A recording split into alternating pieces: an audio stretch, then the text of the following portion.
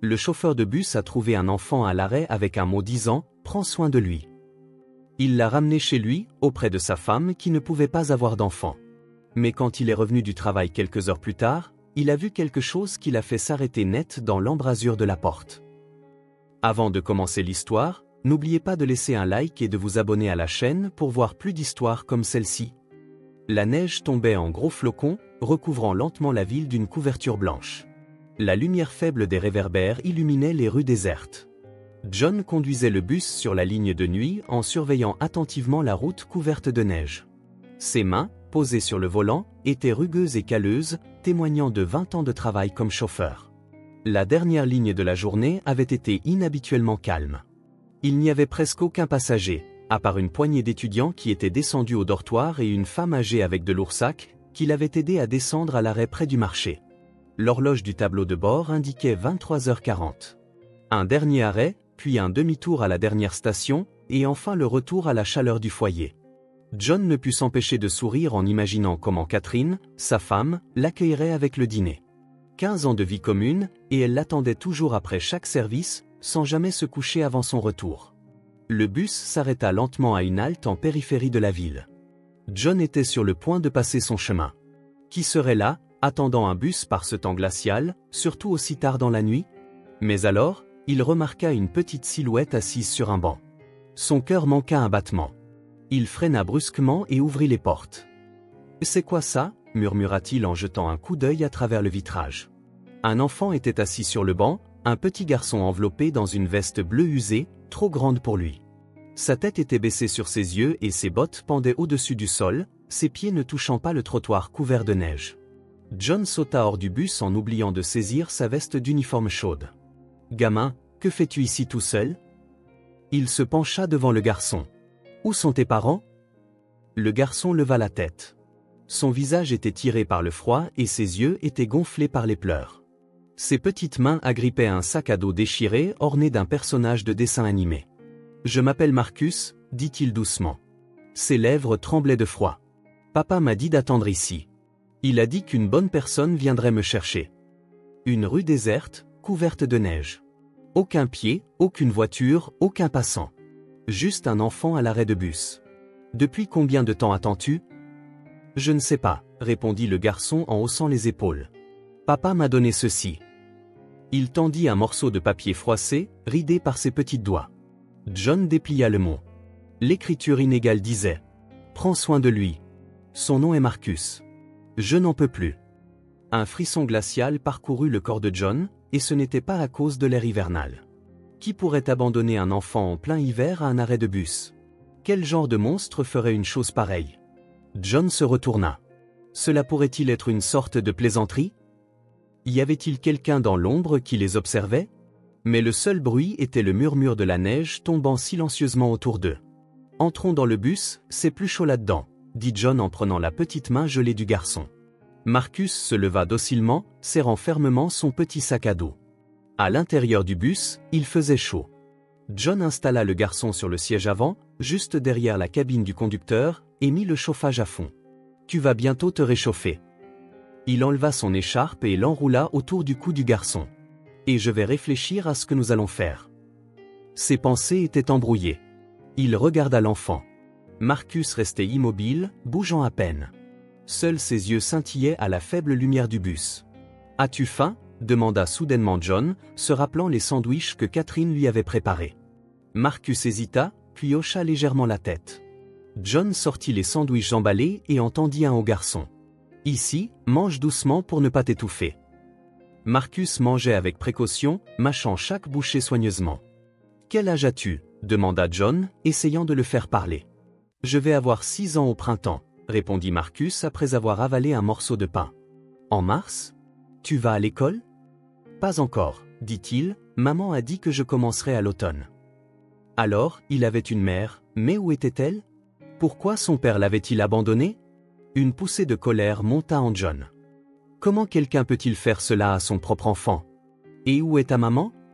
Le visage du garçon devint soudain sérieux. Trop sérieux pour un enfant. Maman est malade, vraiment malade. Papa a dit qu'il l'avait emmenée à l'hôpital et qu'elle ne reviendrait pas. Ensuite, il m'a amené ici. John serra les poings. Quel genre d'homme pourrait faire ça? Sa femme est à l'hôpital et il abandonne son enfant dans la rue, par ce froid glacial. Encore 1 heure ou 2 et tu aurais pu geler à mort. Sais-tu où tu habites? Quelle est ton adresse? Quelle rue? Marcus secoua la tête.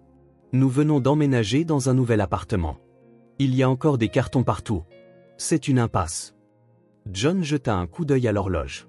Il était presque minuit. Que devait-il faire? Emmener le garçon à la police, pensa-t-il. Il l'effraierait, puis l'enverrait dans un orphelinat jusqu'à ce qu'il découvre ce qui s'est passé. Une nuit dans un établissement gouvernemental parmi des inconnus.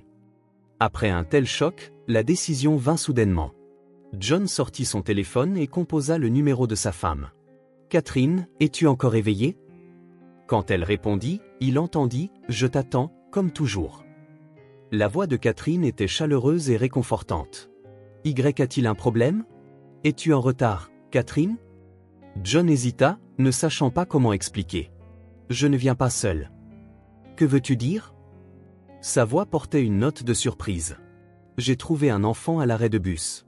Il était seul, assis dans le froid, avec un mot indiquant qu'il avait été abandonné. Tu imagines? » Un silence s'installa au bout du fil. « Catherine, es-tu là? »« Oui. Oui, je t'écoute. » Sa voix tremblait. « Quel âge a-t-il? » « Presque 6 ans. Son nom est Marcus. » Une autre pause. « Ramène-le à la maison. »« Bien sûr, je vais préparer le lit et réchauffer le dîner. » John sentit une chaleur l'envahir. Sa Catherine, toujours compréhensive, toujours prête à aider. Ils avaient rêvé d'avoir des enfants, mais cela n'était jamais arrivé. Et maintenant, ce garçon, abandonné par son propre père. « Merci, mon amour, j'arrive bientôt. » Il rangea son téléphone et se tourna vers Marcus. « Alors, tu viens avec moi? Ma femme t'attend déjà et prépare le dîner. Nous réfléchirons à ce que nous ferons demain matin. » D'accord, acquiesça Marcus, et quelque chose comme de l'espoir scintilla dans ses yeux. « Tu as une télé? » demanda soudainement Marcus.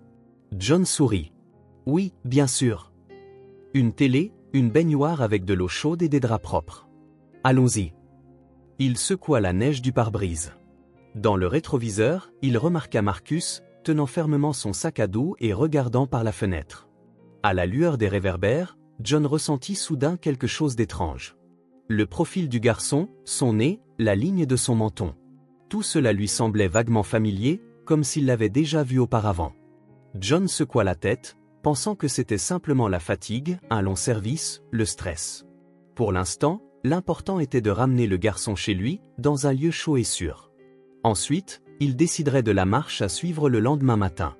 Le trajet de retour dura environ une demi-heure. Marcus resta surtout silencieux, répondant occasionnellement aux questions de John par de courtes phrases simples. Il était évident que le garçon était fatigué et frigorifié, malgré le chauffage en marche. John habitait dans un immeuble ordinaire en périphérie de la ville, un vieil immeuble de 9 étages, rien de spécial, mais l'appartement que lui et Catherine occupaient était confortable et bien entretenu. Ils aimaient tous les deux la propreté et l'ordre. Il gara le bus sur le parking, prit Marcus par la main, et ils se rendirent à l'immeuble. La neige s'était arrêtée, mais le froid s'était intensifié, faisant piquer leurs joues de froid. « On y est presque », dit John en sentant la petite main du garçon trembler légèrement dans la sienne. Ils entrèrent dans l'immeuble. Le vieil ascenseur gémissait en peinant à les hisser jusqu'au 6e étage. Marcus examina l'ascenseur avec curiosité, touchant les boutons brillants. « Nous n'avions pas d'ascenseur chez nous, » dit-il soudain, « nous habitions au 2e étage. Mais maintenant, je ne sais pas. » Il haussa les épaules. On déménageait souvent. L'ascenseur s'arrêta. John descendit dans le couloir et sortit ses clés. Mais avant qu'il ne puisse insérer la clé dans la serrure, la porte s'ouvrit brusquement. Debout dans l'embrasure se trouvait Catherine, une femme de petite taille, au visage aimable et aux cheveux clairs relevés en chignon. « Tu es arrivé vite, » sourit-elle, mais John vit l'inquiétude dans ses yeux. Catherine tourna son regard vers Marcus, et son visage s'adoucit. « Bonjour Marcus, je suis Catherine. Entre, ne sois pas timide. Le dîner est déjà sur la table. » Marcus entra hésitant dans le hall. John l'aida à enlever sa veste et ses chaussures. Le garçon était mal vêtu. Sa veste appartenait manifestement à quelqu'un d'autre, son pantalon était usé et ses chaussures étaient abîmées. « Je t'ai préparé du thé chaud au citron pour te réchauffer, et j'ai fait des escalopes avec de la purée de pommes de terre, » déclara Catherine. John dit toujours que mes escalopes sont les plus délicieuses. John regarda tour à tour sa femme puis le garçon. Son cœur se remplissait de chaleur. Ils avaient rêvé d'avoir des enfants depuis si longtemps. Ils avaient tenté pendant de nombreuses années, et puis était tombé le terrible diagnostic de l'infertilité. Catherine avait pleuré longuement en se blâmant. Il l'avait réconfortée en lui disant qu'ils étaient heureux ensemble et que le bonheur ne se trouvait pas nécessairement dans les enfants. Mais parfois, en passant devant une école ou une maternelle, il regardait les enfants des autres avec nostalgie, imaginant à quoi aurait pu ressembler leur enfant. Marcus s'assit à la table. Catherine déposa une assiette de nourriture chaude et une tasse de thé devant lui. Le garçon regarda autour de lui, fatigué au début, mais, recevant ensuite un hochement de tête approbateur de John, il commença à manger. « Avais-tu froid à l'arrêt de bus » demanda Catherine en s'asseyant en face de Marcus. « Un peu » répondit prudemment le garçon. Elle jeta un regard inquiet à son mari. John secoua la tête, signe qu'ils en parleraient plus tard. « Les escalopes sont-elles bonnes » essaya de distraire Catherine. Marcus hocha la tête sérieusement. « Très bonnes. Ma maman faisait aussi des escalopes, mais pas aussi moelleuses. »« Est-ce que ta maman savait bien cuisiner » demanda prudemment John. « Oui » hocha Marcus la tête. Mais elle se fatiguant souvent et toussait beaucoup, et papa disait qu'elle faisait semblant. John serra les poings sous la table. Quel genre d'homme est ce père? Sa femme est malade et il pensait qu'elle faisait semblant. Soudain, Marcus bâilla largement, se couvrant la bouche de sa main. Désolé, marmonna-t-il, embarrassé. Ce n'est rien, sourit Catherine. Tu es fatigué. Finis de manger et nous irons au lit. J'ai préparé le canapé pour toi dans le salon. C'est très confortable là-bas. Catherine l'aida à se laver et à se brosser les dents. Heureusement, elle trouva une paire de pyjamas de rechange. Puis, elle le conduisit dans le salon, où un lit avait déjà été préparé sur le canapé-lit, avec des draps propres. « Seras-tu à l'aise ici » demanda-t-elle en ajustant l'oreiller. « Oui » acquiesça Marcus en s'asseyant sur le bord du canapé. « Merci. » Il hésita soudain, puis serra rapidement Catherine dans ses bras. « Tu es gentille, comme dans le conte de fées à propos des jambons que ma maman me lisait. » Catherine sentit une boule se former dans sa gorge. Elle serra le garçon en retour et le caressa doucement sur la tête. « Dors, Marcus. Demain est un nouveau jour, tout ira bien. » Lorsque le garçon se coucha et ferma les yeux, Catherine quitta discrètement la pièce. John l'attendait dans la cuisine, assis à la table avec une tasse de thé. « Et maintenant » demanda doucement Catherine en s'asseyant à côté de lui. « Je ne sais pas » répondit John honnêtement. « Peut-être que demain matin, nous devrions appeler la police. »« Mais j'ai pitié du garçon, » intervint elle, « tu sais ce qui arrive aux enfants là-bas. » Catherine regarda ses mains pensivement. « Tu sais ce qui est étrange? Il te ressemble un peu. » John haussa les sourcils, étonné. « Comme moi? Qu'est-ce qui te fait dire cela? » Je ne sais pas, haussa Catherine les épaules. Peut-être que c'est juste moi. Ses yeux, ses sourcils, son menton, il y a quelque chose d'insaisissable à ce sujet. John se souvint avoir remarqué quelque chose de familier dans l'apparence du garçon. Probablement une simple coïncidence, dit-il en chassant ce sentiment étrange. Ils restèrent assis à la table de la cuisine encore un moment, discutant de la suite à donner, puis allèrent se coucher. John resta éveillé longtemps, fixant le plafond. Différentes pensées tourbillonnaient dans sa tête au sujet de l'enfant abandonné, du père sans cœur, de la mère malade. Et, que ce soit à cause de l'épuisement ou d'autre chose, il sentait un poids écraser sa poitrine, une vague anxiété comme s'il lui manquait quelque chose d'important. Le matin se montra nuageux. Une lumière grise s'insinuait à travers les rideaux à peine tirés. Catherine se réveilla plus tôt que d'habitude. John dormait profondément à côté d'elle. Il s'était couché tard, presque à 2 heures du matin. Elle se glissa soigneusement hors de la couverture, essayant de ne pas réveiller son mari, et sortit sur la pointe des pieds de la chambre. La première chose que fit Catherine fut de jeter un coup d'œil dans le salon. Marcus dormait, recroquevillé, tenant fermement son petit sac à dos. Quelque chose se serra dans sa poitrine à la vue de l'enfant. 7 ans? 7 ans, elle et John avaient rêvé d'avoir des enfants. Après leur 3e tentative d'insémination in vitro infructueuse, les médecins avaient rendu leur verdict final, ils n'auraient pas d'enfants. Catherine était restée à la maison pendant une semaine après cela, puis s'était ressaisie en se disant « c'est comme ça ». Elle ferma silencieusement la porte du salon et se dirigea vers la cuisine pour préparer le petit déjeuner. L'horloge indiquait 7 heures. John se réveillerait à 8 heures, il avait le service de jour aujourd'hui. Quant au garçon, laissez-le dormir un peu plus longtemps, il avait besoin de repos après hier. Catherine tranchait du pain pour faire des toasts et mit la bouilloire. La routine matinale familière l'aida à rassembler ses pensées. Que ferait-on de l'enfant? Bien sûr, il devait appeler la police. Il ne pouvait pas simplement recueillir l'enfant d'un inconnu comme cela. Mais d'un autre côté, Catherine se souvenait du mot que John lui avait montré la veille. Prends soin de lui. Son nom est Marcus. Je n'en peux plus. Quel genre de mère abandonnerait volontairement son enfant? Ou peut-être était-ce le père? John avait dit que le garçon avait mentionné à la fois sa mère et son père. Ses pensées furent interrompues par un bruit provenant du salon. Catherine se précipita vers celui-ci et vit que Marcus s'était réveillé et était assis sur le canapé, regardant autour de lui. « Bonjour », dit-elle doucement en s'asseyant à côté de lui. « As-tu bien dormi, Marcus ?» Marcus cligna des yeux plusieurs fois, comme essayant de se souvenir de l'endroit où il se trouvait et de ce qui s'était passé. « Bien, » répondit-il enfin. « Où est oncle John ?»« Il dort encore. Il se lèvera bientôt et ira travailler en bus, » clarifia le garçon. « Oui, il est chauffeur, » ajouta Catherine en souriant. « Veux-tu te laver et prendre le petit déjeuner ?» Marcus hocha la tête et descendit du canapé. Son pyjama n'était en fait qu'un t-shirt surdimensionné et un pantalon de sport, tous deux froissés.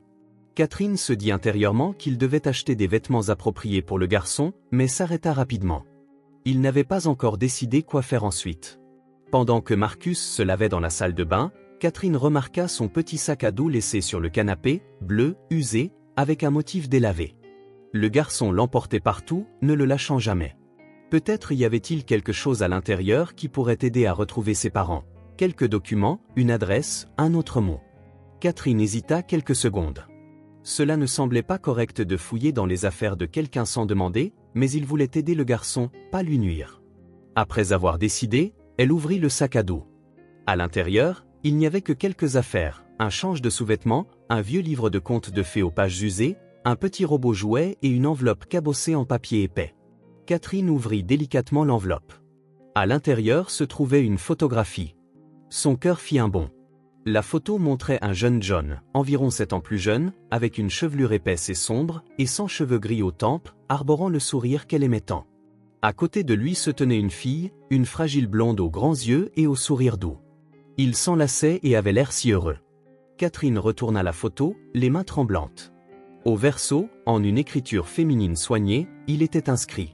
« À Marcus, c'est ton véritable père. » À cet instant, le son de l'eau s'arrêta dans la salle de bain.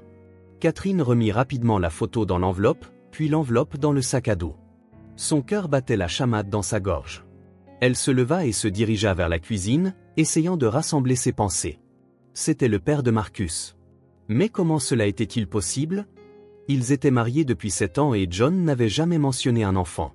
Si le garçon avait presque 6 ans. Non, cela ne pouvait pas être. John n'aurait pas pu la tromper. Il n'était pas ce genre d'homme.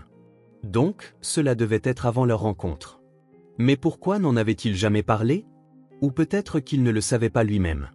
Marcus entra dans la cuisine, essuyant ses mains mouillées sur son pantalon après s'être lavé. La serviette est dans la salle de bain, sur le crochet, dit automatiquement Catherine, encore perdue dans ses pensées. Désolé, marmonna le garçon, embarrassé, puis retourna en courant dans la salle de bain. Catherine le regarda partir. Et maintenant qu'elle savait quoi chercher, la ressemblance était évidente. Les mêmes yeux, la même forme des lèvres, la même ligne de menton. Comment ne l'avait-elle pas remarqué auparavant? L'enfant était une copie conforme du jeune John. Seuls les cheveux étaient plus clairs, probablement de sa mère. De sa mère? Qui est la fille sur la photo? John n'avait jamais parlé de relations sérieuses avant de la rencontrer. Il avait évoqué un premier amour, mais c'était vague, sans détail. À cet instant, John entra dans la cuisine, bâillant et s'étirant. « Bonjour », dit-il en embrassant sa femme sur la joue. « Comment va notre invité ?»« Il se lave », répondit Catherine, essayant de garder sa voix stable, « nous allons bientôt prendre le petit déjeuner. » John s'assit à la table et se frotta le visage avec ses paumes. Cette nuit-là, John avait beaucoup réfléchi à ce qu'il devait faire. Peut-être devrait-il appeler la police, mais il avait pitié du garçon. Il l'enverrait dans un orphelinat. Catherine posa silencieusement les assiettes sur la table, incertaine de la manière de commencer la conversation. Devrait-elle parler à son mari de la photo qu'elle avait trouvée ou essayer d'y voir plus clair par elle-même d'abord? La décision survint de manière inattendue. Des pas se firent entendre dans le couloir. Marcus entra dans la cuisine, essuyant ses mains sur une serviette en marchant. « Bonjour, oncle John », s'exclama-t-il joyeusement. « Mon petit. » John sourit. « As-tu bien dormi? » « Oui », hocha Marcus la tête. « C'est vrai que tu conduis un gros bus? » « Vrai », confirma John. « Je suis derrière le volant depuis 20 ans. Puis-je monter avec toi? » Les yeux du garçon s'illuminèrent. « Je n'ai jamais été dans la cabine du chauffeur de bus. » John hésita. « Eh bien, ce n'est pas vraiment permis. »« John, tu dois être au travail à 10 heures, non ?» intervint Catherine. « Nous avons encore le temps pour un petit déjeuner tranquille. »« Marcus, assieds-toi, j'ai préparé des œufs brouillés. » Le garçon s'assit docilement à la table, et ils commencèrent leur petit déjeuner. La conversation tournait autour de sujets sur la météo, les bus, les dessins animés que Marcus aimait regarder. En observant son mari et le garçon, Catherine ne put s'empêcher de remarquer toutes leurs similitudes, la façon dont ils tenaient leur fourchette, comment ils plissaient le nez en riant, la manière dont ils inclinaient la tête en réfléchissant. Lorsque John alla se préparer pour le travail, Catherine resta dans la cuisine avec Marcus, l'aidant à mettre la vaisselle dans l'évier. « Marcus, puis-je voir ce qu'il y a dans ton sac à dos? Peut-être y a-t-il quelque chose qui pourra nous aider à retrouver ta maman. » Le garçon fit une pause, puis hocha la tête. « D'accord, mais fais attention. Il y a une photo de maman, » lui dit-elle, « prends-en bien soin. » Ils allèrent ensemble dans le salon. Marcus sortit son sac à dos et l'ouvrit. « Il n'y a pas grand-chose ici. Maman m'a dit de prendre l'essentiel. » Catherine feuilleta soigneusement les objets, faisant semblant de les découvrir pour la première fois. « Qu'est-ce que c'est, cette enveloppe ?» demanda-t-elle en pointant du doigt une enveloppe en papier. « C'est une photo de maman avec mon vrai père, » dit Marcus sérieusement.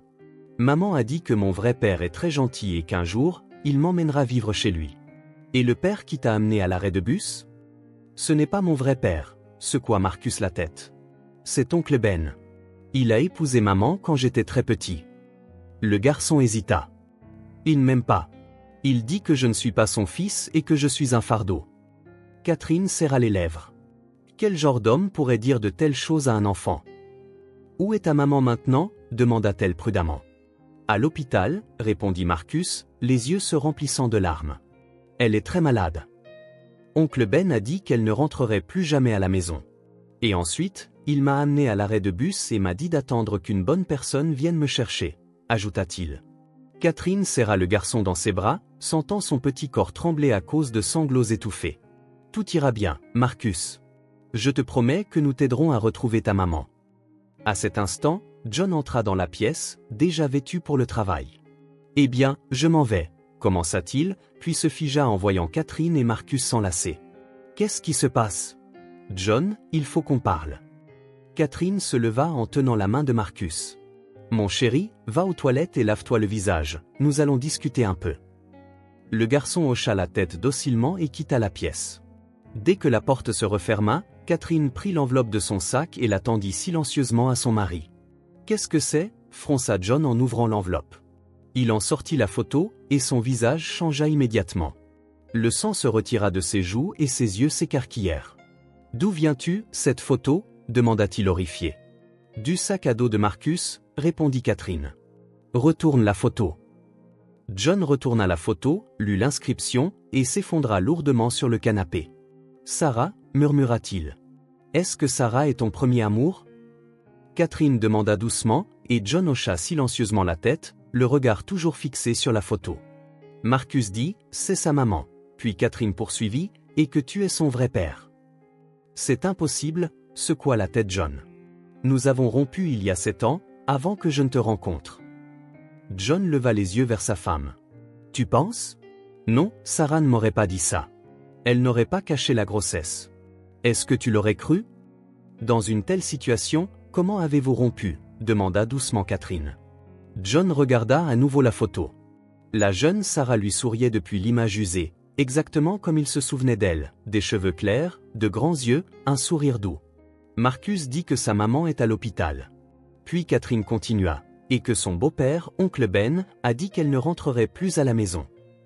N'est-ce pas que le beau-père t'a demandé? Oui, ajouta Marcus. Le père qui m'a amené à l'arrêt de bus, ce n'est pas mon vrai père. C'est son deuxième mari, et, d'après ce qu'il m'a dit, il ne m'aime pas vraiment. John baissa la tête, tenant la photo dans ses mains, tandis que des souvenirs d'il y a 7 ans lui revenaient en mémoire. Sarah, sa première véritable amour. Ils s'étaient rencontrés par hasard dans un parc. Elle dessinait sur un banc et il s'était assis à côté d'elle. Les choses avaient évolué et ils avaient été ensemble pendant près d'1 an, envisageant de se marier, jusqu'à ce que sa mère intervienne. Louisa était une femme autoritaire et pensait qu'une pauvre fille de province ne faisait pas le poids pour son fils. Soit c'est elle, soit ton héritage, avait-elle dit à l'époque, et, jeune et insouciant, il avait choisi l'héritage. Il avait rompu avec Sarah sans lui expliquer la véritable raison, se contentant de lui dire qu'il serait mieux pour eux de se séparer. « Il faut que je la retrouve », déclara fermement John en levant les yeux vers sa femme. « Si Sarah est vraiment malade, si Marcus est mon fils, je vais t'aider. » Catherine s'assit à côté de lui et prit sa main. « Nous allons tout régler ensemble. » À cet instant, le téléphone de John sonna dans sa poche. Il le prit instinctivement et répondit. « Oui, Miller, où es-tu » Une voix grave, celle du répartiteur, se fit entendre. « Ton service commence dans 1 heure et le bus n'a pas encore passé son inspection. »« Bonjour, » hésita John en regardant la photo dans sa main, « je ne pourrai pas venir aujourd'hui. »« Urgence familiale imprévue. »« Quelle urgence ?» grogna le répartiteur. « J'ai déjà 3 chauffeurs en arrêt maladie. »« Désolé, je ne peux pas. C'est vraiment important. Si nécessaire, je prendrai la journée sans solde. » Il éteignit le téléphone sans écouter la tirade en colère du répartiteur et se tourna vers sa femme. « Il faut que nous trouvions Sarah. Marcus pourrait savoir dans quel hôpital elle se trouve. »« Attends » arrêta-le Catherine en lui montrant une enveloppe. « Elle est cachée dans la doublure. Je l'ai trouvée par accident. Peut-être y a-t-il plus d'informations à l'intérieur. » Elle attrapa le sac à dos et coupa soigneusement la couture de la doublure intérieure. En effet, le coin d'une autre enveloppe apparut. Catherine la sortit avec précaution et la tendit à son mari. John ouvrit l'enveloppe, à l'intérieur, se trouvait une feuille de papier pliée. Il la déplia, en commençant à lire, son visage devint de plus en plus pâle. Qu'y a-t-il ? Catherine ne put s'empêcher de retenir un sanglot. John lui remit silencieusement la lettre. Catherine prit la feuille et commença à lire. John, si tu lis cette lettre, c'est que Marcus t'est parvenu. J'ai suivi ta route pour m'assurer que je suis dans le stade final de mon cancer. Mon mari Ben ne veut pas s'occuper de Marcus. Il ne l'a jamais aimé, ne l'a jamais traité avec tendresse. Il a raison, Marcus est ton sosie.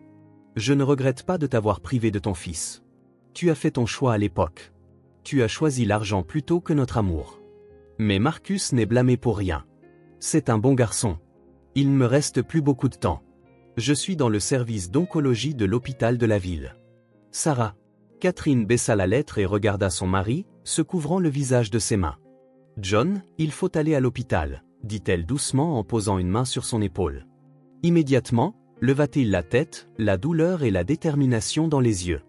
Oui, tu as raison. Nous y irons ensemble, toi, moi et Marcus.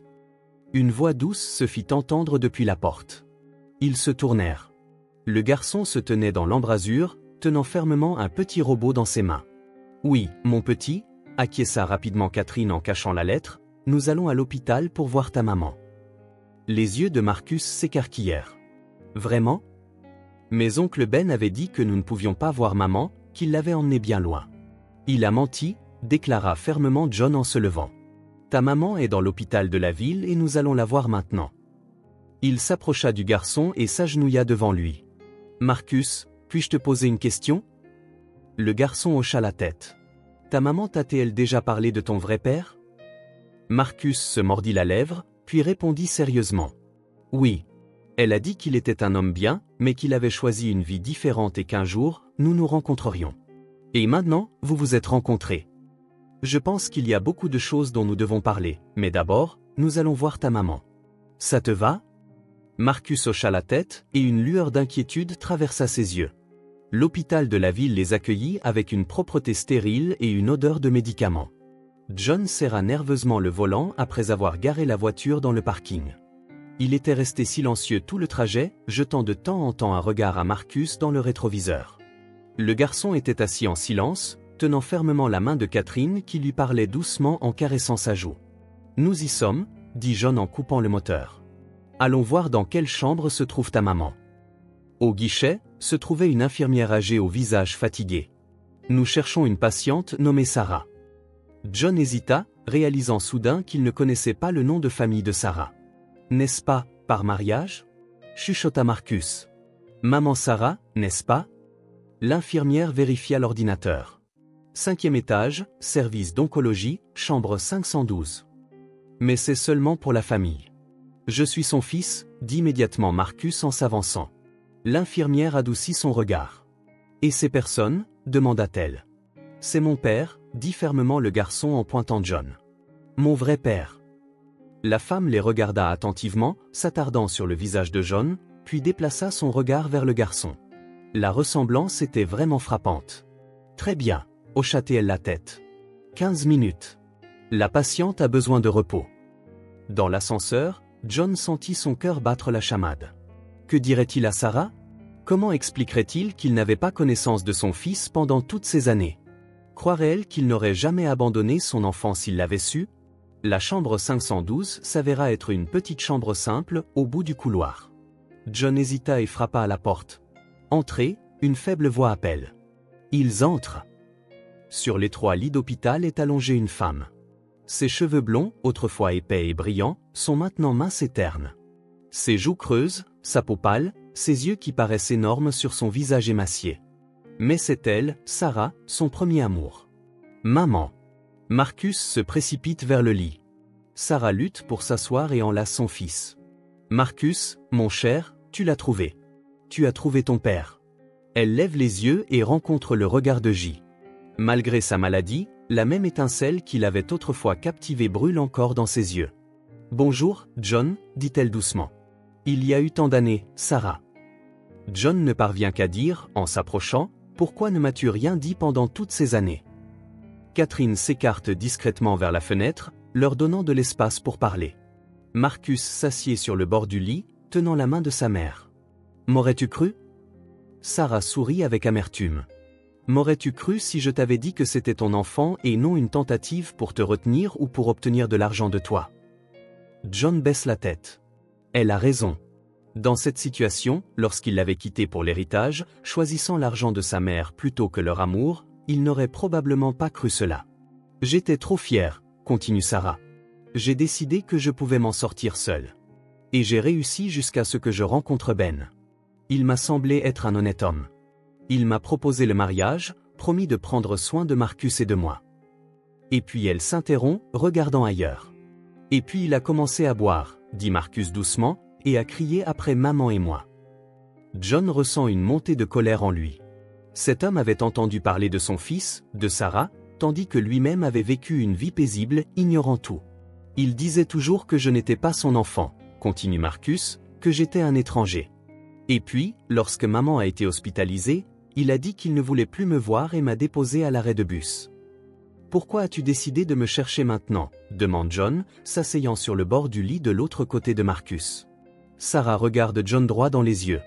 Parce que je n'ai plus beaucoup de temps. Je ne pouvais pas laisser Marcus avec Ben. Je t'ai suivi. Je connaissais ton itinéraire.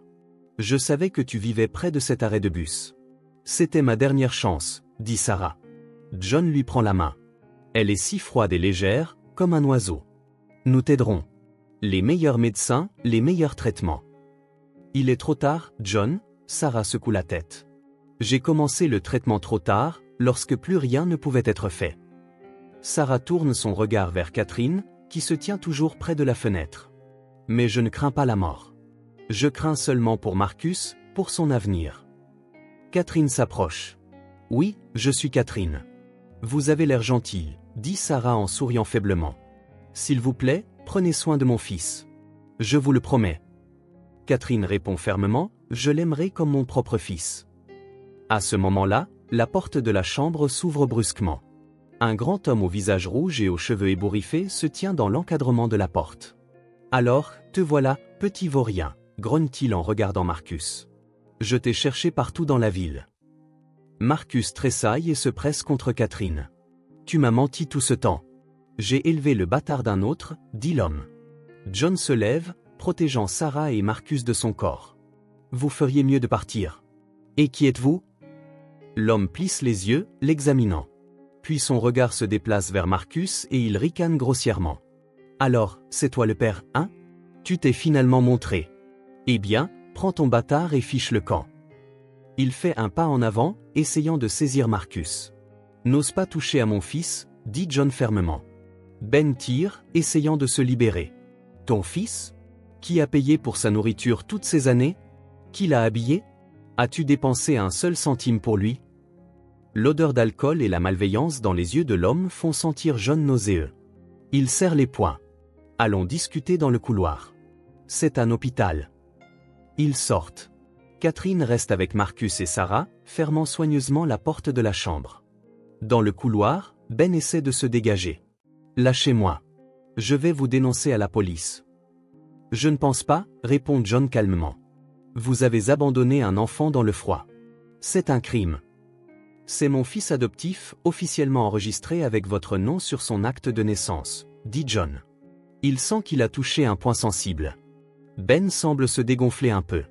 Eh bien, prends-le. Je n'en ai pas besoin. Ça ne fait que des problèmes. Et Sarah, votre femme, est en train de mourir, et vous venez à l'hôpital en état d'ébriété, en faisant une scène, ajoute John. Elle m'a menti, crie Ben à nouveau. Elle a caché toute sa vie que ce n'était pas mon enfant. John se retient à peine de le frapper. Seul le cadre hospitalier le retient d'agir sous le coup de la colère. Sortez, dit-il. Et ne revenez jamais ici. Vous pouvez tous les deux étouffer avec ce gamin, crache Ben en se détournant. Mais n'oubliez pas de payer les factures médicales. Il titube vers l'ascenseur.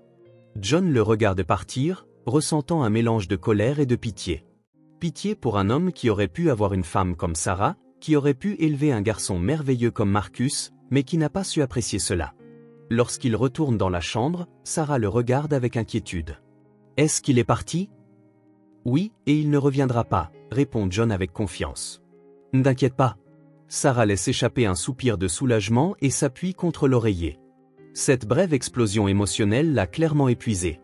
Marcus vivra-t-il avec toi? Demande-t-elle en déplaçant son regard de John à Catherine. Bien sûr, répond John. C'est mon fils, notre fils. Il regarde Catherine, qui lui adresse un sourire encourageant en posant la main sur l'épaule de Marcus. Mais d'abord, nous allons te remettre sur pied, dit John fermement. Je connais des spécialistes de renom, des cliniques à l'étranger. Sarah secoue la tête. Je t'apprécie pour ton désir d'aider, mais le médecin a dit que c'est inutile. Les métastases sont partout. Je n'ai plus que quelques jours, peut-être une semaine, peut-être 2. Non, maman, dit soudain Marcus en serrant sa main étroitement. Tu ne vas pas mourir. Tu as promis que tu serais là pour ma remise de diplôme. Tu te souviens? Sarah sourit faiblement et caresse les cheveux de son fils. Je serai toujours avec toi, mon cher. Toujours, même si tu ne peux pas me voir. John sent un nœud se former dans sa gorge. Comme c'est injuste de retrouver Sarah pour la perdre à nouveau, cette fois pour toujours. Pouvons-nous rester avec toi? Demande-t-il, au moins pour un peu de temps. Bien sûr, acquiesce Sarah. Parle-moi de ta vie. Je veux savoir quel genre de maison mon fils grandira. Et il commence à lui raconter leur appartement, le travail de John, comment Catherine enseigne dans une école de musique, comment ils avaient rêvé d'avoir des enfants mais que cela n'avait jamais abouti, comment tout allait changer maintenant que Marcus était entré dans leur vie. Sarah écoute avec un doux sourire, posant occasionnellement des questions, mais peu à peu, ses yeux commencent à se fermer. Il est clair que même cette conversation l'épuise. John hoche la tête et se penche plus près de Sarah. Nous reviendrons demain. Je te le promets, Marcus. Sarah ouvre à peine les yeux. Viens ici, mon cher garçon, dit-elle. Il s'approche et elle l'enlace. Tu vas vivre avec papa et tante Catherine maintenant. Ce sont de bonnes personnes. Ils t'aimeront. Écoute-les, d'accord? Et toi, le garçon dont les yeux se remplissent de larmes, je serai juste là. Tu ne me verras pas, mais je t'aimerai toujours. Les parents quittent la chambre en silence, fermant la porte derrière eux. Marcus marche entre John et Catherine, tenant fermement leurs mains. Dans l'ascenseur, il demande soudain, « Maman va-t-elle mourir ?» Oui, John et Catherine échangent un regard. Il était inutile de mentir, Marcus. John dit doucement, « Ta maman est très malade. Mais Catherine et moi ferons tout pour que tu sois bien. Je te le promets. Le garçon reste silencieux un moment, puis dit soudain, puis-je vous appeler papa et maman? Des larmes montent aux yeux de Catherine. Elle s'accroupit devant le garçon. Bien sûr, mon cher. Je serai heureuse d'être ta maman. Et ma vraie maman? Je ne l'oublierai jamais, dit Marcus sérieusement. Et tu ne devrais pas l'oublier non plus, acquiesce John.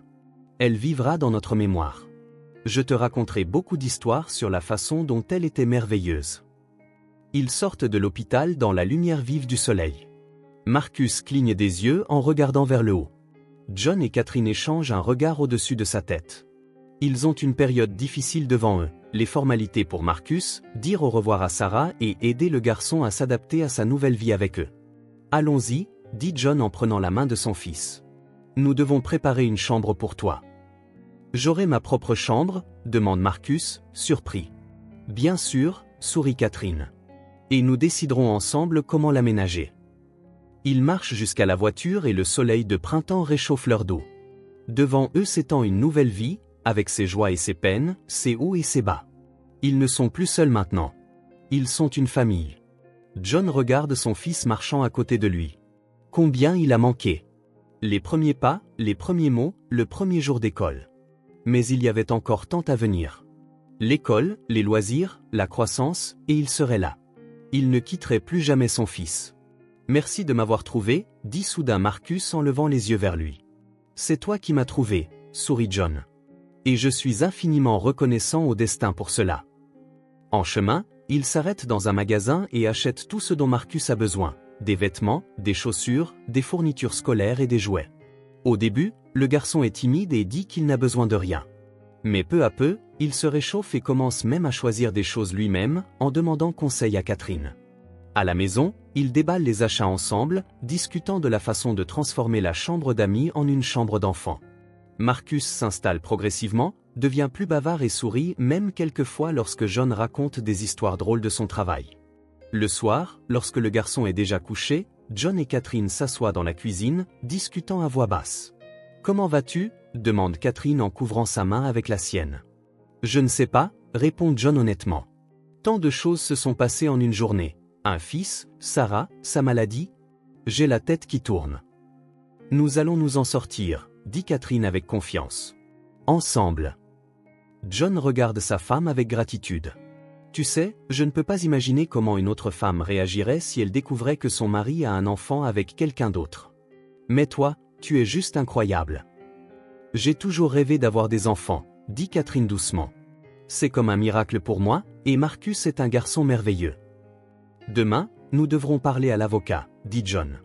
Régler les papiers, tout mettre en ordre. Et rendre visite à Sarah. Catherine ajoute, nous avons promis. John hoche la tête, comprenant qu'ils ont un moment difficile devant eux. Mais il y a une femme aimante à ses côtés et un fils qu'il vient de gagner, et cela signifie que tout ira bien. Des semaines plus tard, ils se tiennent au cimetière, près d'une tombe fraîche. Le vent de printemps agite les premières fleurs dans les plates-bandes. Marcus, dans son nouveau costume, tient fermement la main de John. Catherine se tient à côté de lui, sa main reposant sur l'épaule du garçon. Sarah est décédée paisiblement dans son sommeil, 10 jours après leur rencontre.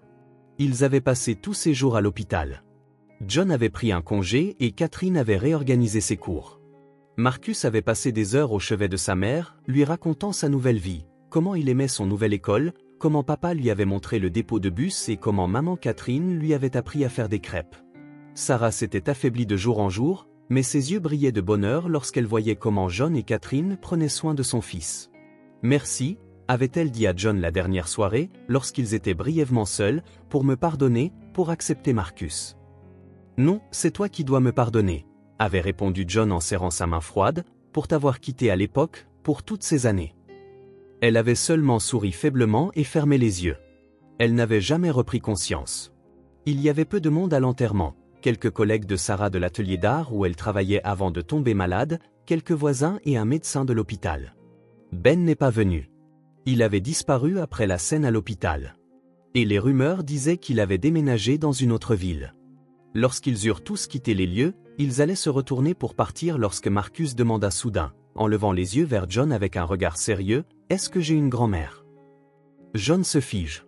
Il n'avait pas pensé à sa mère toutes ces dernières semaines, absorbé par les soucis pour son fils et par les adieux à Sarah. Oui, tu en as une, répondit-il finalement. Ma mère, Louise. Puis-je la rencontrer, demanda le garçon. Puisque je vis avec toi maintenant, elle est ma grand-mère, n'est-ce pas? Oui, John jeta un coup d'œil à Catherine. Elle lui adressa un hochement de tête presque imperceptible. C'est à toi de décider, mais bien sûr, nous pouvons te présenter. Veux-tu aller la voir maintenant? Les yeux de Marcus s'illuminèrent. Oui. Je pense qu'elle sera très heureuse, répondit John, bien qu'il ne fût pas entièrement sûr de cela. Ils montent en voiture et roulent jusqu'à l'autre bout de la ville, jusqu'à la grande maison où vit Louise Miller, la mère de John. Ils ne se voyaient pas souvent, une fois par mois tout au plus. Après la mort de son père, ayant récupéré tout l'héritage qui lui revenait, Louise semblait avoir perdu tout intérêt pour lui. Les raisons de leur désaccord étaient oubliées depuis longtemps. Sarah, pour elle, n'était que l'une des nombreuses filles inadaptées que son fils avait ramenées à la maison. John n'avait jamais rappelé à sa mère cette histoire. Pourquoi remuer le passé? Mais maintenant, le passé avait frappé à leur porte sous la forme d'un garçon qui ressemblait tant à John lorsqu'il était enfant. Louise n'ouvrit pas la porte immédiatement. Lorsque la lourde porte en chêne s'ouvrit enfin, il y avait une femme âgée distinguée avec des cheveux gris parfaitement coiffés et une robe bleu foncé stricte, un collier de perles autour du cou et un maquillage soigné. Louise avait toujours pris soin d'elle-même. John haussa les sourcils de surprise en voyant sa mère. Quelle surprise! Et qui est-ce? Son regard tomba sur Marcus. Bonjour, grand-mère, dit le garçon poliment en tendant la main. Je suis Marcus. Louise se figea. Son regard passa du garçon à son fils, puis à Catherine. Il y avait quelque chose dans ses yeux, quelque chose qui ressemblait à de la peur. Grand-mère, répéta Marcus sans que Louise lui serrât la main tendue. Maman, voici mon fils, dit John. Le fils de Sarah. Le visage de Louisa devint pâle et elle s'appuya contre l'encadrement de la porte. Sarah, cette fille? Oui, maman, cette fille, dit John. Louisa resta silencieuse, déplaçant son regard de John au garçon. Finalement, elle fit un pas de côté. Entrez, dit-elle. Ne restons pas dans l'entrée. Ils entrent dans un vaste salon avec des meubles antiques massifs. La pièce exsudait la richesse et la tradition, de lourds rideaux de velours, un lustre en cristal, des tableaux et des cadres dorés. Marcus regarda autour de lui avec curiosité mais ne s'éloigna pas de John. Asseyez-vous, dit Louisa en désignant le canapé. Voulez-vous du thé? Non, merci, déclina John. Nous sommes ici pour une courte visite. Marcus voulait rencontrer sa grand-mère. Louisa s'assit dans le fauteuil en face d'eux. Son visage reprit son expression habituelle, calme, avec une pointe d'arrogance. D'où vient ce garçon? Demanda-t-elle en examinant Marcus de près. Parce que je n'ai entendu parler de mon petit-fils que maintenant? Parce que je l'ai découvert il y a 3 semaines, répondit John. Il raconta brièvement l'histoire du garçon qu'il avait trouvé, la photographie, la rencontre à l'hôpital et la mort de Sarah. Louisa écouta en silence, sans l'interrompre. Lorsque John eut terminé, elle se leva et alla à la fenêtre, regardant au loin. Alors, Sarah est morte, dit-elle pensivement. C'est dommage. Elle était si jeune. Oui, maman, dit John en l'observant attentivement. Mais il y a quelque chose qui me tracasse. Pas étonnant, dit Louisa. As-tu découvert pour Marcus? C'est mon fils, dit John. Pourquoi? Louisa tressaillit mais ne se retourna pas. La ressemblance est évidente. Tu avais la même forme d'yeux et la même ligne de menton à son âge. Ce n'est pas que cela, dit John en se levant et en s'approchant de sa mère. Tu caches quelque chose. Je le vois. Qu'est-ce qui s'est passé il y a 7 ans, maman? Louisa se retourna enfin, et il y avait des larmes dans ses yeux. Elle est venue me voir, dit-elle doucement. 1 mois après votre rupture. Le cœur de John manqua un battement. Et qu'a-t-elle dit? Demanda-t-il, les mains serrées. Qu'elle était enceinte. Louisa détourna le regard. Elle voulait te parler, mais je ne l'ai pas laissé faire. Je lui ai dit que tu ne voulais pas de l'enfant, que tu avais d'autres plans, une autre vie. La pièce sembla tourner autour de John. Il s'effondra dans un fauteuil, se sentant comme si tout en lui se brisait. Tu savais tout ce temps. Tu savais que j'avais un fils et tu as gardé le silence. Sa voix tremblait. J'ai pensé que je faisais ce qu'il y avait de mieux, dit Louise en secouant la tête. Tu étais si jeune. Tu avais toute ta vie devant toi. Un enfant de cette fille aurait ruiné toutes tes perspectives. Quelle perspective? Demanda John avec un rire amer. Devenir conducteur de bus pour le reste de ma vie? Rater la chance d'avoir des enfants avec Catherine. Je lui ai donné de l'argent, continua Louise sans répondre à sa question. Assez pour commencer une nouvelle vie. Je pensais qu'elle avorterait et partirait. Mais elle a gardé l'enfant. Elle a gardé l'enfant, répéta John. Mon fils, que j'aurais pu élever toutes ces années si ce n'était de ton mensonge. Marcus, qui avait écouté la conversation en silence, se leva soudain et s'approcha de Louise. Ne pleure pas, grand-mère, dit-il. Maman a dit qu'il ne fallait pas rester en colère trop longtemps, sinon les rides apparaissent. Louise regarda le garçon avec surprise. Il n'y avait pas de ressentiment ni de colère dans ses yeux, seulement une sympathie sincère et une sagesse enfantine. Maman n'est plus là, continua Marcus. Et maintenant, papa est avec moi, et maman Catherine. Nous allons bien, n'est-ce pas? Louise s'agenouilla soudain devant le garçon et l'enlaça. Pardonne-moi, petit. Pardonne à cette vieille femme stupide. John regarda la scène, sentant le bloc de glace qu'il avait porté dans son cœur pendant toutes ces années commencer à fondre. Catherine s'approcha et posa la main sur son épaule. Donne-lui une chance, murmura-t-elle. Pour Marcus. Louise leva son visage strié de larmes et regarda son fils. John, je suis coupable envers toi, envers Sarah, envers ce garçon, envers toute ma vie. Je pensais savoir ce qui était le mieux pour toi, que je faisais ce qu'il fallait, mais je me suis trompé. Pourras-tu jamais me pardonner?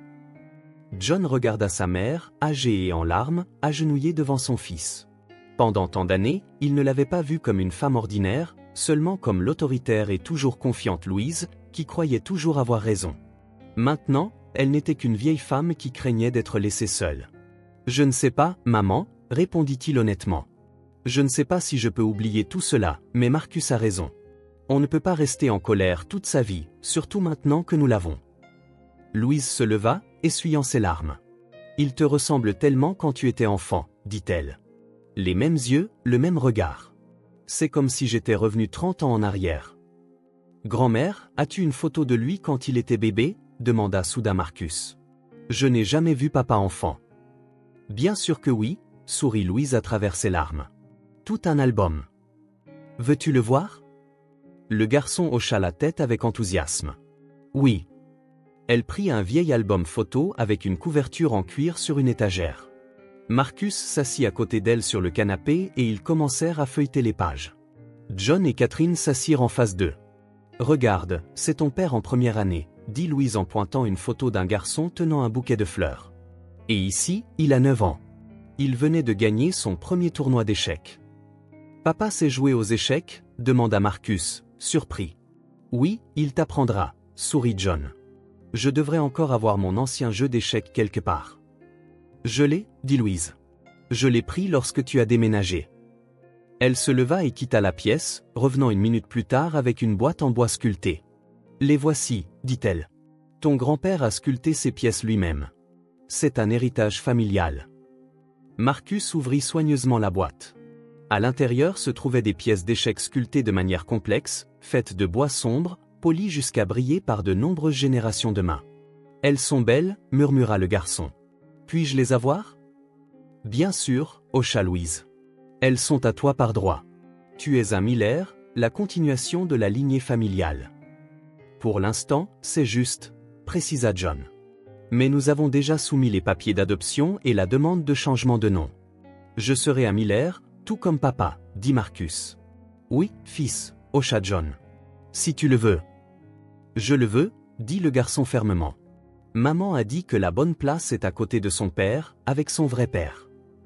Louise regarda son petit-fils, et il y avait quelque chose de nouveau dans ses yeux, des regrets, de la tendresse. Catherine, viens déjeuner dimanche, dit-elle soudain. Je ferai tes tartes aux choux préférées, et des crêpes avec de la confiture pour Marcus. Je ne sais pas si Marcus aime les crêpes à la confiture, fit remarquer John. J'adore ça, s'exclama le garçon avec enthousiasme. Surtout avec de la confiture de fraises. Eh bien, c'est parfait, sourit Louise. Puis cela se tassa. John regarda Catherine, et elle lui adressa un hochement de tête presque imperceptible. D'accord, maman, dit-il. Nous viendrons dimanche. Lorsqu'ils dirent au revoir, Louise enlaça soudain son fils étroitement. « Merci de venir, de me l'avoir amené. Je ne le mérite pas, mais je vais changer. Je te le promets. » John tapota maladroitement le dos de sa mère. Il n'était pas prêt à lui pardonner complètement, mais pour son fils, il était prêt à essayer de reconstruire leur relation. Sur le chemin du retour, Marcus tint la boîte d'échecs serrée contre lui, sans la lâcher. Il avait l'air pensif. « À quoi penses-tu, fils ?» demanda John en le regardant dans le rétroviseur. « À grand-mère » répondit le garçon. « Elle a fait une mauvaise chose » soupira John. Oui, c'était faux. Mais parfois, les gens font des erreurs, même les adultes, surtout lorsqu'ils pensent faire ce qu'il y a de mieux. Mais elle se sent désolée, nota Marcus. Maman a dit que si quelqu'un se sent vraiment désolé, il faut lui pardonner. Ta maman était une femme sage, dit doucement Catherine. Oui, hocha John. Et je vais essayer de suivre ses conseils, pour toi, fils. Ils roulèrent vers la maison dans le crépuscule qui approchait. Devant eux, il y avait le dimanche chez Louise, les formalités, une nouvelle école pour Marcus, les réparations dans sa chambre, de nombreuses tâches, de nombreux changements. Mais surtout, ils étaient ensemble, une famille.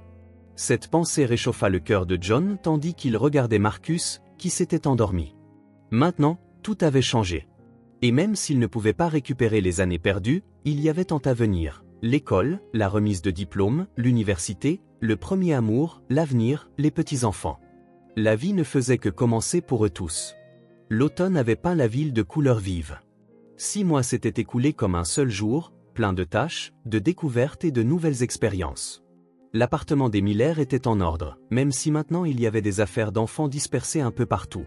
Un cartable près de la porte, des chaussures dans l'entrée, un modèle d'avion sur une étagère. Marcus était assis à son bureau, dans sa chambre qui avait été complètement transformée. Du papier peint bleu avec des avions, des meubles modernes, des étagères remplies de manuels et de romans d'aventure. Il écrivait diligemment des lettres dans son cahier, se préparant pour un test de langue. « Marcus, le dîner est prêt », appela Catherine depuis la cuisine, en fermant soigneusement son cahier. Catherine sourit en entendant cela. « Maman ». Au début, il avait été timide pour l'appeler ainsi, mais avec le temps, cela était devenu une habitude. Maintenant, elle était vraiment sa mère, non seulement dans son cœur, mais aussi sur le papier. 1 mois auparavant, la procédure d'adoption avait été complétée et Marcus était officiellement devenu leur fils. Marcus Miller. Il était rentré tôt du travail. Maintenant, il essayait toujours de prendre le quart du matin pour passer les soirées avec sa famille. « Comment ça se passe à l'école » demanda-t-il lorsque le garçon s'assit à table. « C'est bien » haussa les épaules Marcus. « J'ai eu un A en maths. Mais demain, il y a un test. Je dois me préparer. Veux-tu que je t'aide à faire la vaisselle et ensuite nous travaillerons sur ton test ?» Catherine hocha la tête en posant une casserole de soupe parfumée sur la table. Ils mangèrent, discutant de leur journée. Marcus parla de l'école, John de son travail et Catherine d'un nouveau concert que ses élèves préparaient à l'école de musique. C'était une soirée familiale ordinaire, l'une des nombreuses maintenant dans leur maison. Marcus aida à débarrasser la table et alla dans sa chambre pour se préparer au test. John et Catherine restèrent dans la cuisine, discutant à voix basse. « Je n'arrive pas à y croire » dit John en remuant son thé. « Il semble que Marcus ait toujours été avec nous. C'est un garçon incroyable. » « Oui, hocha Catherine. « Et tu sais, il te ressemble tellement, pas seulement physiquement, mais aussi par son caractère. Il est tout aussi obstiné et déterminé. » John sourit. Et tout aussi persévérant, oui. Et cela aussi, rit Catherine. Mais c'est une bonne qualité, surtout lorsqu'elle est dirigée vers des objectifs nobles. Elle fut silencieuse un moment, puis ajouta, « Et ta mère ? Qui aurait pensé qu'elle changerait autant ?» Louise s'était vraiment transformée au cours de ces 6 mois. La femme autoritaire et froide était devenue une grand-mère attentionnée, prête à tout pour son petit-fils. Elle gâtait Marcus, l'aidait avec ses devoirs, l'emmenait au théâtre et dans les musées, comme si elle essayait de rattraper le temps perdu, non seulement avec son petit-fils, mais aussi avec son fils. Du fond du cœur, hocha John. « Tu sais, je suis heureux de cela. Peu importe à quel point j'étais en colère contre elle dans le passé, elle est toujours ma mère et la seule grand-mère de Marcus. » Ils finirent leur thé et allèrent vérifier comment leur fils se débrouillait avec sa préparation au test. Marcus avait déjà terminé et dessinait maintenant quelque chose dans son album. « Qu'est-ce que c'est » demanda John en regardant par-dessus l'épaule de son fils. « C'est nous » sourit Marcus en montrant son dessin. « Toi, maman Catherine, moi et grand-mère. Et voici maman Sarah. Il pointa une silhouette flottant au-dessus d'eux sur un nuage. Elle est un ange maintenant et nous regarde d'en haut. John sentit un nœud se former dans sa gorge. Il s'assit à côté de son fils et l'enlaça. C'est un beau dessin, fils. Je pense que ta maman l'aurait vraiment aimé. Je pense qu'elle le voit, dit Marcus sérieusement. Elle a promis d'être toujours près de nous. Tu te souviens, hocha John. Et elle a tenu sa promesse. Le dimanche, comme toujours, ils allèrent au cimetière. C'était devenu une tradition. Chaque dimanche, ils apportaient des fleurs fraîches sur la tombe de Sarah. Marcus choisissait lui-même le bouquet. Aujourd'hui, c'étaient des chrysanthèmes blancs, ressemblant à de petits soleils. Le cimetière était calme et solennel. Les feuilles d'automne crissaient doucement sous leurs pieds.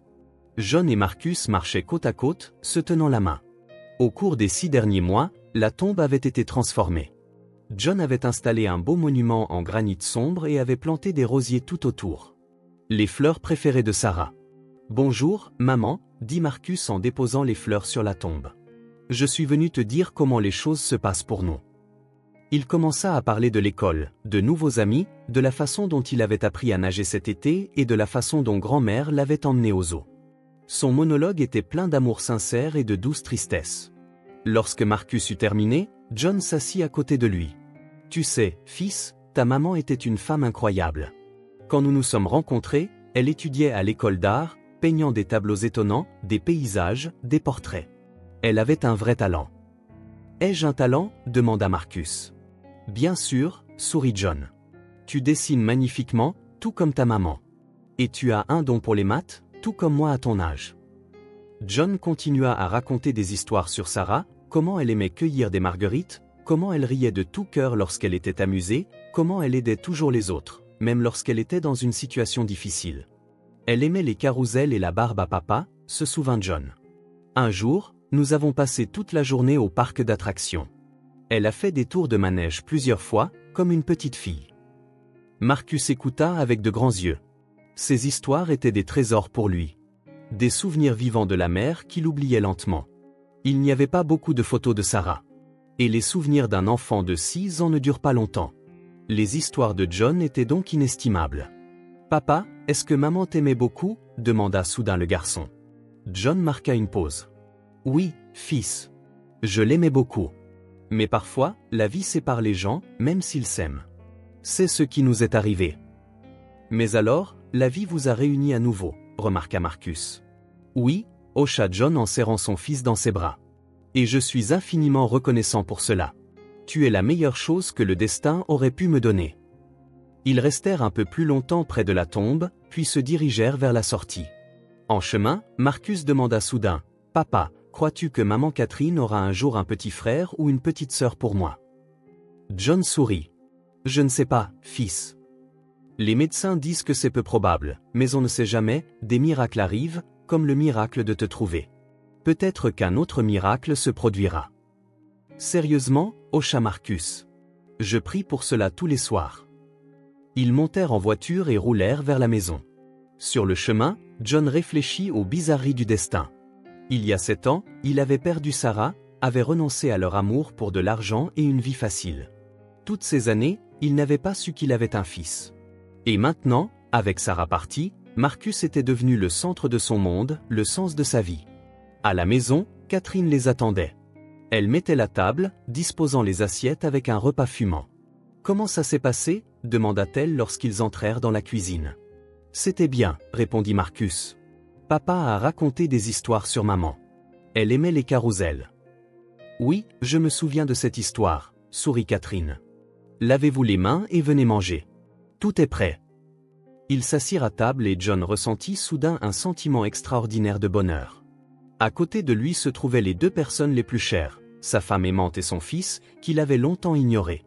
Leur maison était pleine de chaleur et de confort. Et demain, sa mère, qui était enfin devenue une vraie grand-mère pour Marcus, viendrait prendre le thé. « À quoi penses-tu » demanda Catherine en remarquant son regard. « À une seconde chance » répondit John. « Tu sais, on dit que parfois, le destin donne à une personne une seconde chance pour corriger les erreurs du passé. Je pense que Marcus est ma seconde chance.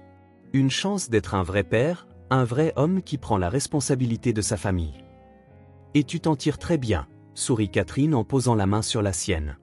Nous nous en tirons tous très bien. Ensemble. John hocha la tête. Lorsque Marcus alla dans sa chambre pour faire ses devoirs, John et Catherine restèrent dans la cuisine pour boire du thé. Dehors, les feuilles jaunes tombaient et le soleil se couchait vers l'horizon. Tu sais, je pense souvent à ce qui se serait passé si j'avais fait un choix différent il y a 7 ans, dit John en regardant par la fenêtre. Si je n'avais pas écouté ma mère, si je n'avais pas quitté Sarah, notre vie aurait été complètement différente et nous ne nous serions jamais rencontrés. Catherine répondit doucement, oui. John hocha la tête. J'aurais épousé Sarah, élevé Marcus depuis sa naissance. Peut-être aurions-nous eu d'autres enfants.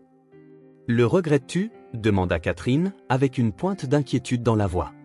John serra sa main. Non, chérie.